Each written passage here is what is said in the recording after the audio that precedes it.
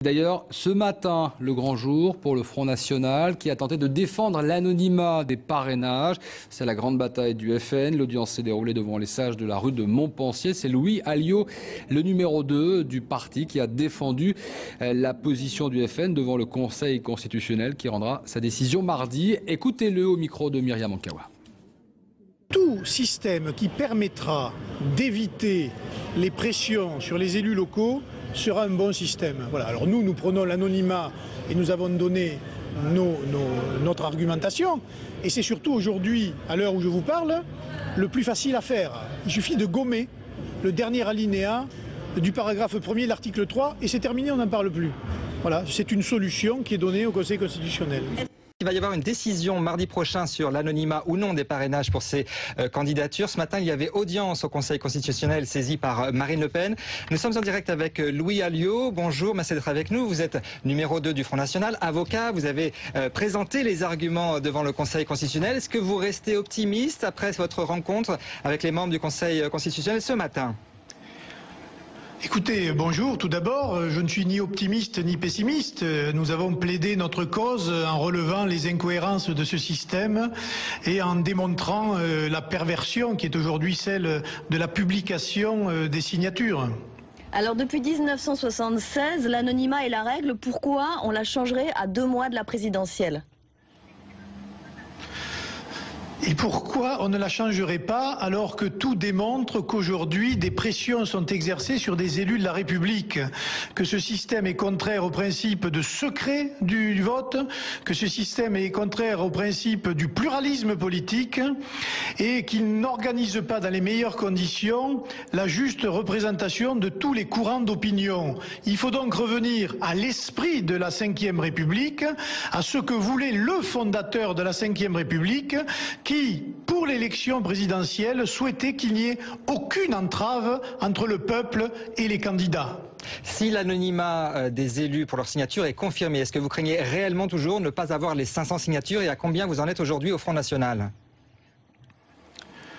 Nous avons dépassé les 400 promesses de parrainage, mais nous nous battrons jusqu'au dernier moment.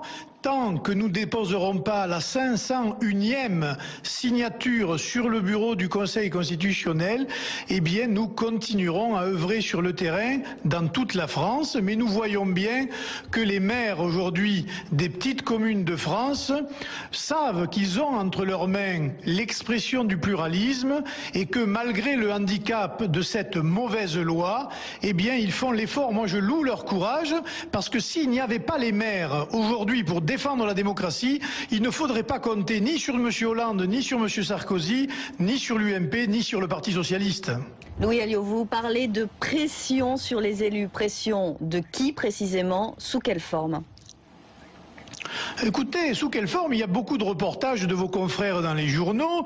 J'ai moi déposé au Conseil constitutionnel des attestations de maires qui subissent quelquefois évidemment, pas pour tous, des menaces, des chantages à la subvention. Et dans les rapports du Conseil constitutionnel lui-même, il relève que des pressions sur les élus existe. S'il y a des pressions, eh bien justement, il faut revenir sur la publication de ces signatures. Dernier point, donc le Conseil constitutionnel va se prononcer mardi prochain. Il dira soit oui, il dira peut-être non, et il dira peut-être c'est aux parlementaires de légiférer là-dessus. Et il y a Jacques Pélissard, le président de l'Association des maires, qui propose une double signature pour les candidats, pour les élus, l'une par conviction et l'autre par conviction républicaine. Qu'est-ce que vous en pensez de cette double signature? Est-ce que c'est une possibilité? Mais écoutez, c'est une solution. Elle n'a pas notre aval, mais elle permettrait aussi de débloquer la situation, parce que beaucoup de maires feraient ainsi l'effort de signer pour un candidat plutôt classé à droite et pour un candidat plutôt classé à gauche, ce qui éviterait évidemment les pressions d'un camp ou de l'autre. Merci beaucoup Louis Alliot, vice-président du Front National, d'avoir répondu à nos questions en direct sur BFM TV. Le vice-président du Front National est en direct avec nous. Louis Alliot, bonsoir. Bonsoir. Vous êtes conseiller régional FN en Languedoc-Roussillon et directeur de campagne de Marine Le Pen. Combien de signatures de maires avez-vous recueillies? Écoutez, nous avons dépassé les 400 signatures, mais ce ne sont que des promesses. Il faut attendre les délais d'ouverture légaux, c'est-à-dire la dernière semaine du mois de février. et la clôture qui sera le 16 mars. Est-ce qu'en Languedoc-Roussillon, vous êtes élu, la collecte de signatures est moins difficile qu'ailleurs pour vous? Pas du tout. Vous savez, comme nous sommes plus forts qu'ailleurs à Languedoc-Roussillon, puisque nous avons réalisé aux élections régionales 19,5% avec France Jamais lors des dernières élections. Nous avons, dans les cantons où nous étions présents l'année dernière, réalisé plus de 35%.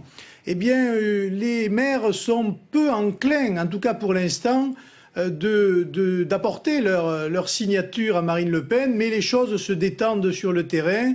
Et ils voient bien que ce serait absolument dramatique qu'une candidate qui représente aujourd'hui plus de 20% des suffrages, et en Languedoc-Roussillon très certainement beaucoup plus, ne puisse pas se présenter en raison, il faut bien le dire, de ce système qui est devenu obsolète.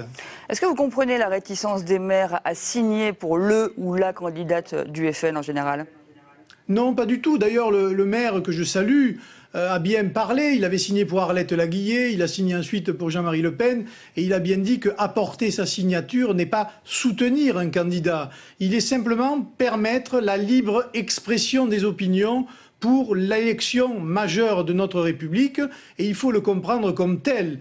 En revanche, moi je condamne fermement les prises de position d'un certain nombre de hiérarques de l'UMP ou du Parti socialiste qui font pression sur les élus locaux pour ne pas que ceux-ci signent en faveur d'autres candidats que M. Hollande ou que M. Sarkozy. Alors vous parlez de pression qui vient d'en haut, mais la sanction pour les maires qui osent parrainer les candidats du Front National vient aussi souvent des citoyens. Chère madame, ce n'est pas qui osent, c'est la loi qui leur permet de le faire.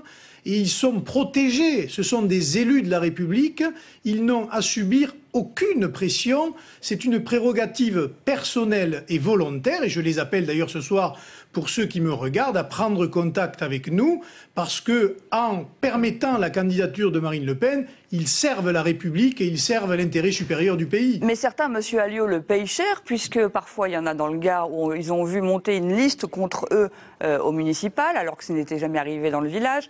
D'autres ont été considérés comme des pestiférés. Les maires le disent, c'est difficile pour eux d'assumer ce parrainage. Eh bien, écoutez, je vais vous dire, c'est particulièrement scandaleux que dans notre démocratie, ces choses-là se passent. C'est d'ailleurs pour cela que nous avons défendu ce matin devant le Conseil constitutionnel le retour à l'anonymat.